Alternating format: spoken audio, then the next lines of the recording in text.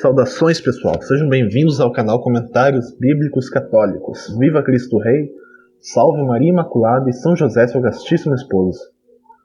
No vídeo de hoje comentaremos sobre Abraão e o conceito da justificação pela fé, a sua trajetória pelo chamado de Deus, sua resposta e como devemos entender e até imitar este exemplo. Gênesis capítulo 15, versículos 1 ao 6. Depois desses acontecimentos, a palavra do Senhor foi dirigida a Abrão, numa visão nestes termos: Nada temas, Abrão, eu sou o teu protetor, tua recompensa será muito grande. Abrão respondeu: Senhor Javé, que me dareis vós? Eu irei sem filhos, e o herdeiro de minha casa é Eliezer de Damasco. E ajuntou: Vós não me destes posteridade, e é um escravo nascido em minha casa que será o meu herdeiro. Então a palavra do Senhor foi-lhe dirigida nestes termos: Não é ele que será o teu herdeiro, mas aquele que vai sair de tuas entranhas. E, conduzindo-o fora, disse-lhe: Levanta os olhos para o céu e conta as estrelas, se és capaz.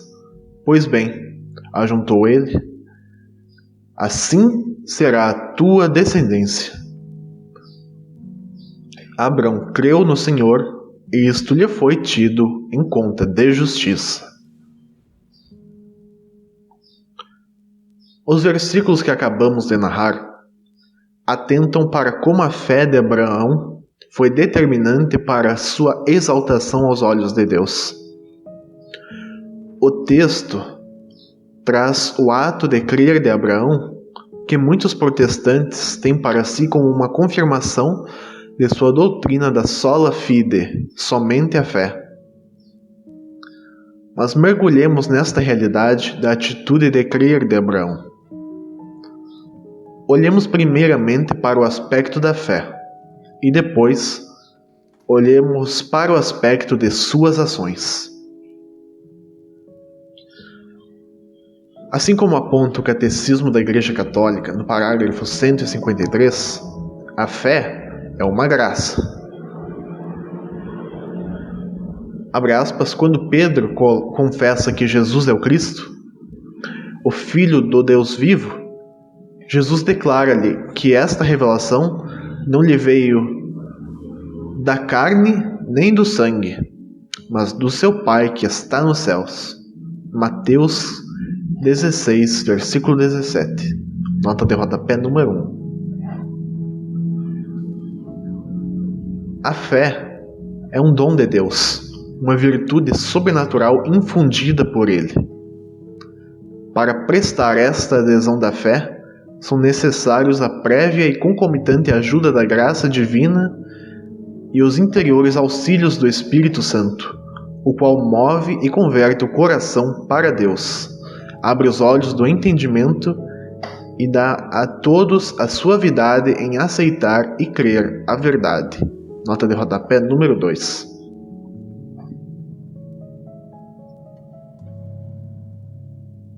Mas o mesmo catecismo também aponta nos parágrafos 154 e 155 que a fé é também um ato humano. Abre aspas, o ato de fé, só é possível pela graça e pelos auxílios interiores do Espírito Santo. Mas não é menos verdade que crer é um ato autenticamente humano. Não é contrário nem à liberdade, nem à inteligência do homem confiar em Deus e aderir às verdades por Ele reveladas. Mesmo nas relações humanas, não é contrário à nossa própria dignidade acreditar no que as outras pessoas nos dizem acerca de si próprias e de suas intenções, e confiar nas suas promessas. Como, por exemplo, quando um homem e uma mulher se casam, para assim entrarem em mútua comunhão. Por isso, é ainda menos contrário à dignidade prestar pela fé a submissão plena da nossa inteligência e da nossa vontade a Deus revelador. Nota de rodapé número 3. E entrar assim em comunhão íntima com Ele. Na fé, a inteligência e a vontade humanas cooperam com a graça divina. Credere est actas intellectus ascienticis veritate divine ex imperio voluntatis ad eo mote per gratiam.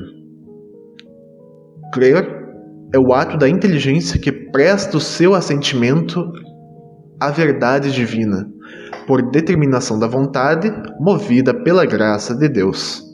Nota de rodapé número 4. Fecha aspas. A inteligência e a vontade humanas cooperam com a graça divina. Que coisa bela! Sendo assim, a fé, que é dada a nós por Deus, constitui-se também em um movimento da nossa inteligência com a vontade. Como apresenta o Concílio de Trento na sua sessão sobre a justificação, que encontramos no Denzinger, número 1525, abre aspas.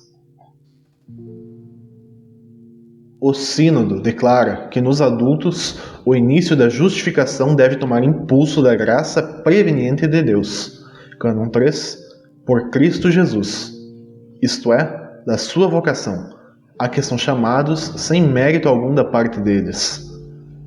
De modo que os que pelos pecados se tinham afastado de Deus, por sua graça, que estimula e ajuda, se disponham a converter-se para sua própria justificação, livremente consentindo a graça e cooperando com ela. Cânones 4 e 5. Fecha aspas.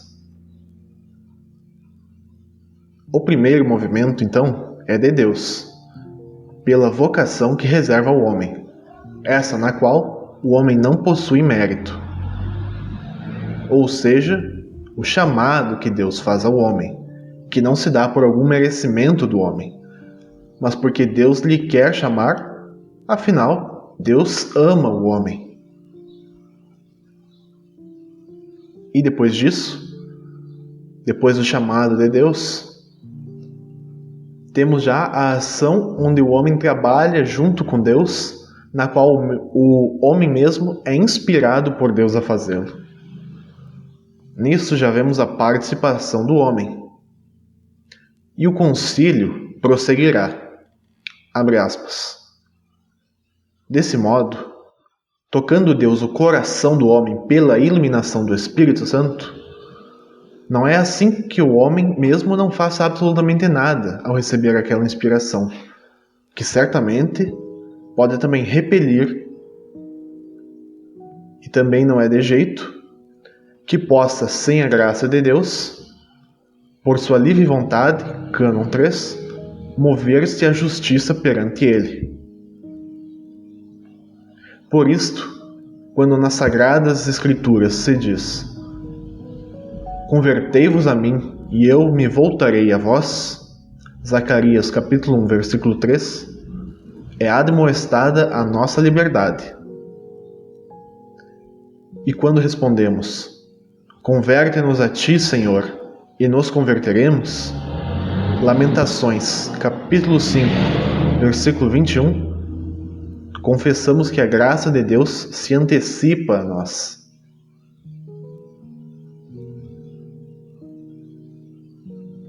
Fecha aspas.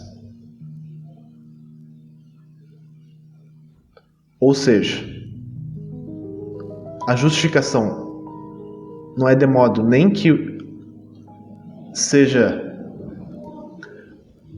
por ponto de partida do homem sozinho, pois necessita da graça de Deus, mas também não é feita pela graça de Deus sem a ação do próprio homem. E com o acréscimo dessas últimas duas citações bíblicas, vemos por Zacarias o nosso papel no assentimento perante a fé, e por Lamentações o chamado do homem e o preparo dele para a fé pelas mãos de Deus. O homem pode aceitar ou negar a mover-se na fé. Nessa fé, a qual é chamado e desenvolvido pelo e para o Senhor. Com isso, então, podemos concluir que até mesmo se tratando apenas da fé, já encontramos uma atividade humana. Quando Abraão é dito como aquele que recebeu justiça por ter crido, a fé presente nesse assentimento que Abraão deu a Deus já é perpassada pela obra deste próprio assentimento. E como se isso não fosse suficiente, nos voltemos agora para a universalidade em que implica esta palavra crer, que foi utilizada no verso. Abraão creu, e isso foi-lhe tido em conta de justiça. A jornada de fé de Abraão começa com a sua partida da terra de Ur até os carvalhos de Moré. Gênesis capítulo 12, versículos 1 ao 5. O Senhor disse a Abrão: Deixa tua terra, tua família e a casa de teu pai, e vai para a terra que eu te mostrar. Farei de ti uma grande nação. E te abençoarei e exaltarei o teu nome, e tu serás uma fonte de bênçãos. Abençoarei aqueles que te abençoarem, e amaldiçoarei aqueles que te amaldiçoarem. Todas as famílias da terra serão benditas em ti. Abrão partiu como o Senhor lhe tinha dito, e Ló foi com ele. Abrão tinha 75 anos quando partiu de Harã. Tomou Sarai, sua mulher, e Ló, filho de seu irmão, assim como todos os bens que possuíam e os escravos que tinham adquirido em Harã, e partiram para a terra de Canaã.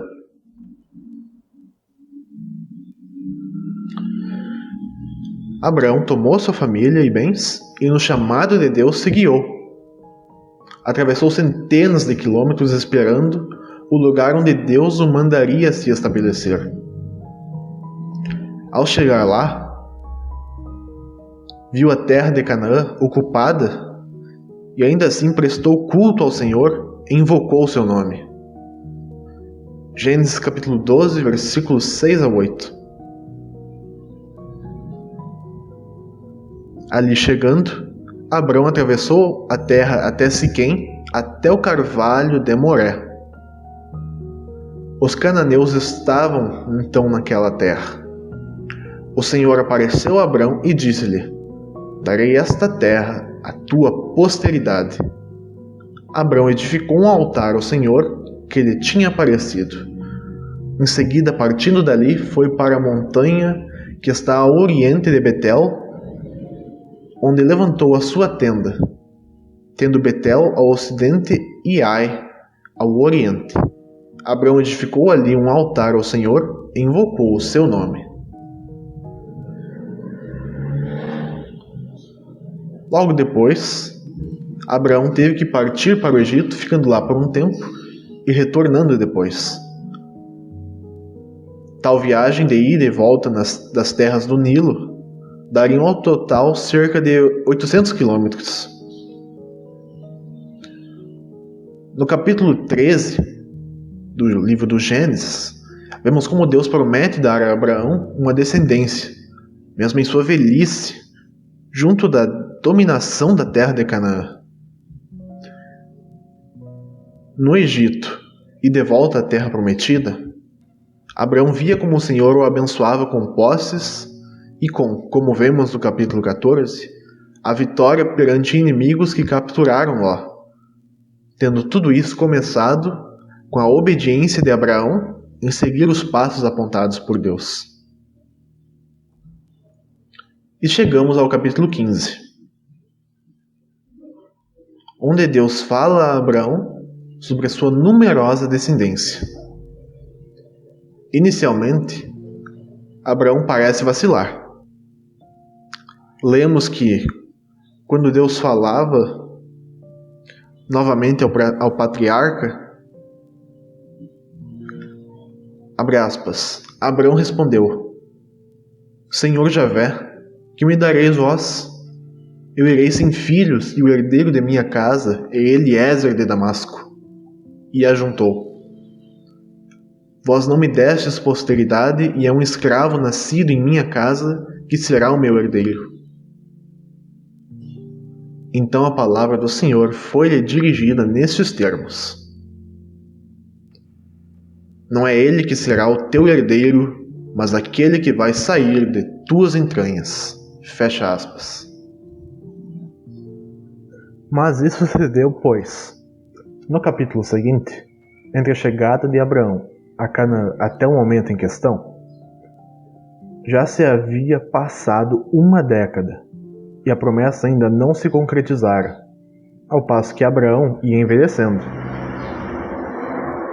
Gênesis capítulo 16, versículos 1 ao 4. Sarai, mulher de Abrão, não lhe tinha dado filho, mas possuindo uma escrava egípcia chamada Agar, disse a Abrão: Eis que o Senhor me fez estéril.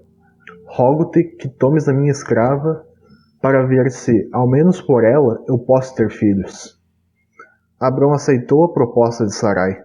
Sarai tomou, pois, sua escrava Agar, a egípcia, passado 10 anos que Abrão habitava a terra de Canaã, e deu-a por mulher a Abrão, seu marido. Este aproximou-se de Agar, e ela concebeu.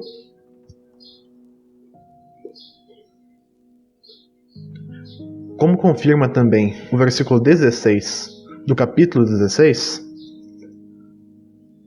Abrão tinha a idade de 86 anos quando Agar deu à luz Ismael.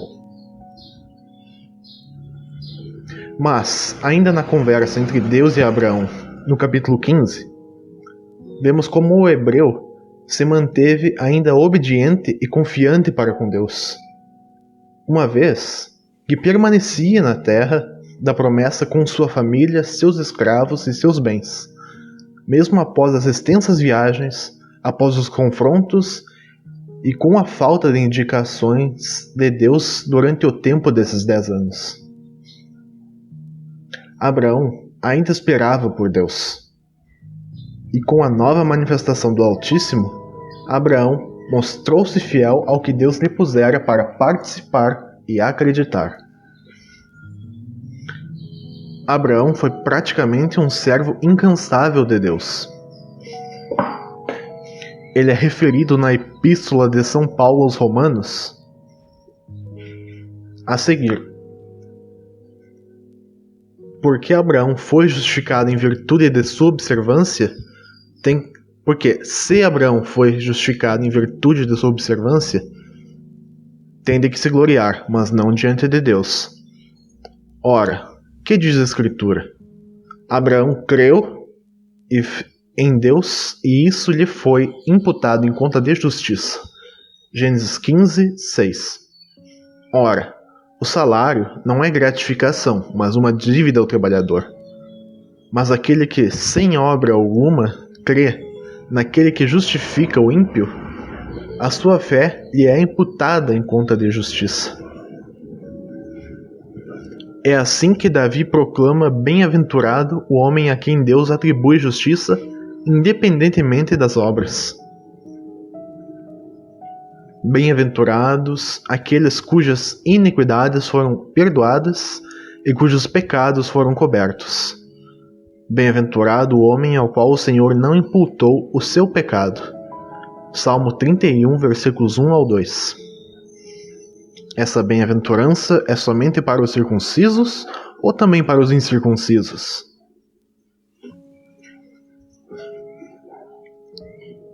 Dizemos com efeito que a fé foi imputada a Abraão em conta de justiça. Quando lhe foi imputada? Depois ou antes da circuncisão?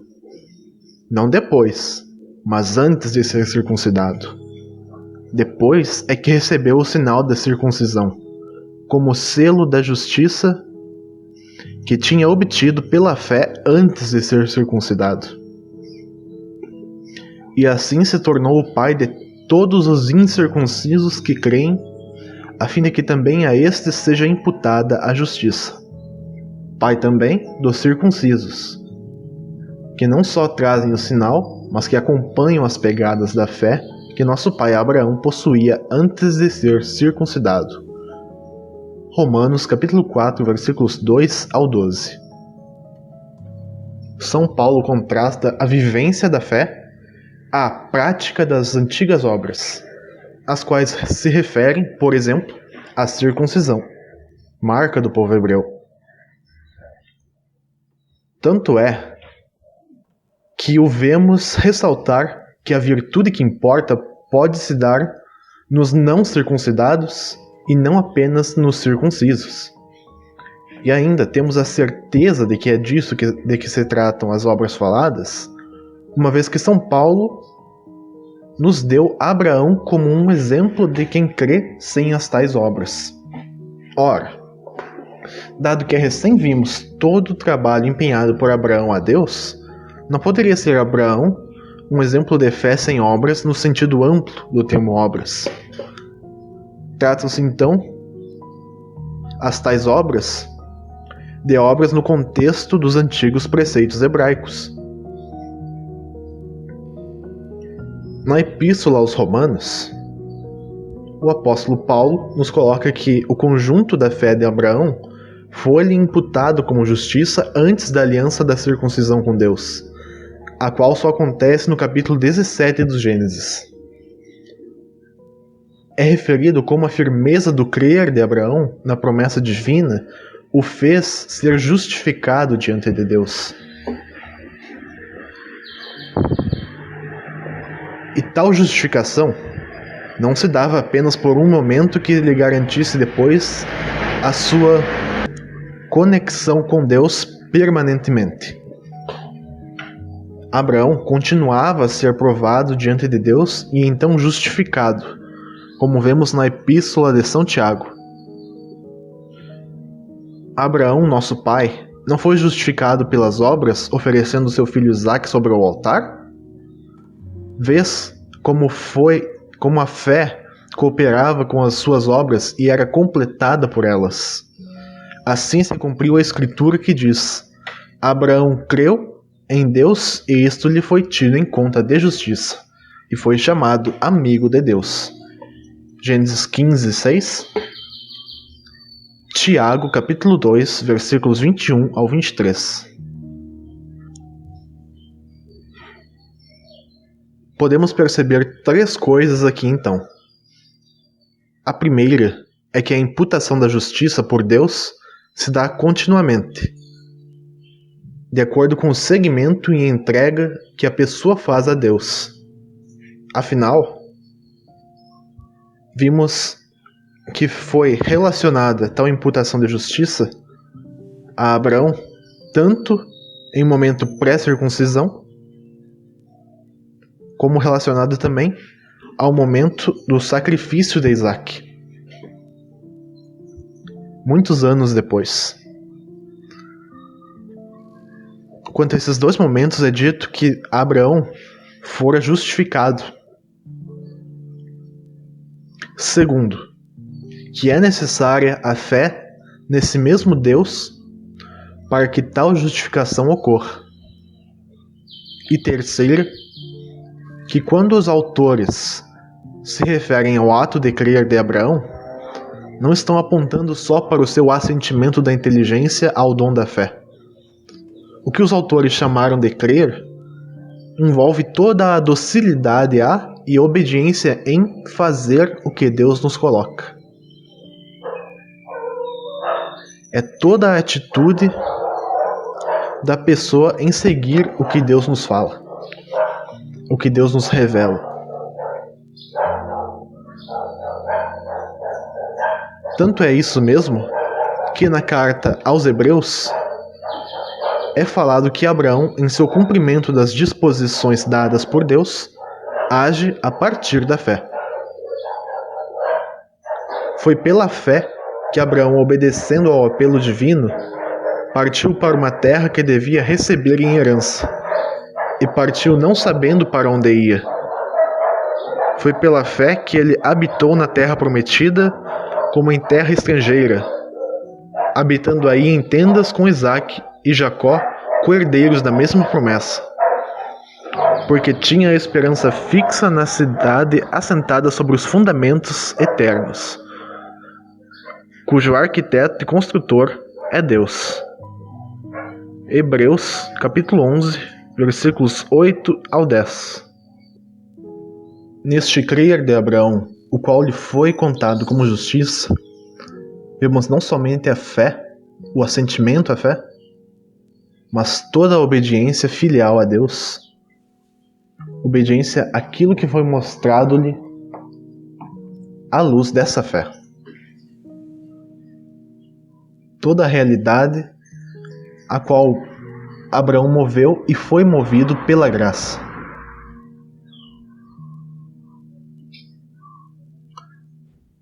Com isso, vemos que, já até o capítulo 15 do livro do Gênesis, como Abraão se mantinha já um grande servo disposto de Deus.